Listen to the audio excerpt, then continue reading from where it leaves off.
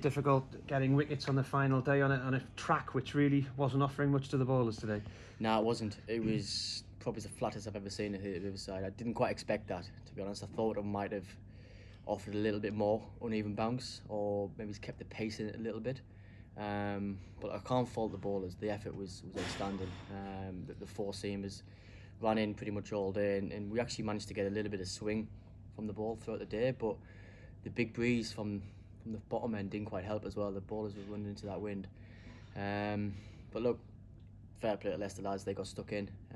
Showed a really gritty performance, but great effort from us. Like I say, really pleased with how we went about it. We just didn't quite get that look at the break, I think. You're second, so 2 games in, 2 good draws, 15 points from each match, and you're second behind Glamorgan.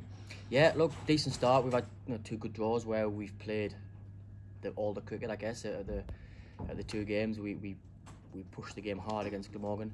The good thing about it is we've had some big performances as well. We've had 400s now with Jones, Dicko, Bedders and Leasy last week, and then Potsy with his outstanding performance in that first inning. So we're putting in good numbers.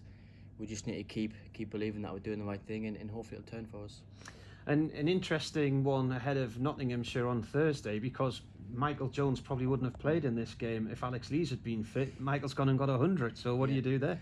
Oh, look, it's brilliant to have, and we want a full fit squad with players playing really well, and it's going to be a selection issue, and we'll have to have a chat and get together. But look, this is what we want. We want a full squad where everyone's competing and fighting for the place. And Keegan Peterson will have a bit more time. He's had some time in the middle. He'll have a bit more time to prepare for the Nottinghamshire game, because I think he only just got off the plane a few hours earlier before the Leicestershire match started. Yeah, you're right. He did.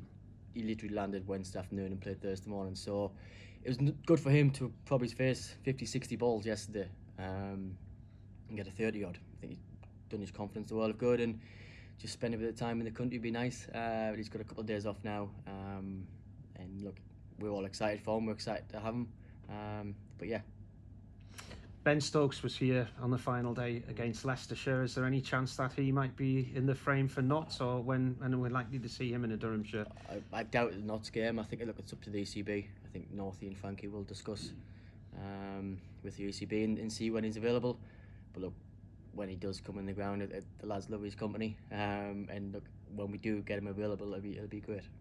When you played Nottinghamshire last year, you really dominated the game down at Trent Bridge, and then fought back for a draw here. It's always quite a close game between the two sides, isn't it? It'd be interesting to see if Stuart Broad's available for them come Thursday. Yeah, not to a good side. I think they've just lost, haven't they, to Glamorgan?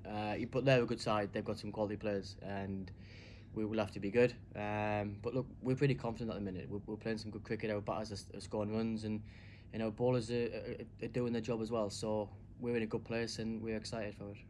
You mentioned the flat wicket. The wicket you're going to be playing Notts on is just 2 away from it by the looks of things. So it's still up the pavilion end of the square. So it'll be interesting to see how that plays in comparison to the Leicestershire wicket. Yeah, it will be. I think the pitches towards the pavilion end are genuinely a bit flatter, a little bit slower.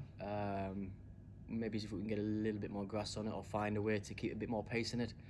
But I always think as well, and I've said it before, I think the overheads dictate the pitches here, and we've had 4 good dry days, which has probably made it a bit flatter and a bit harder and a bit deader.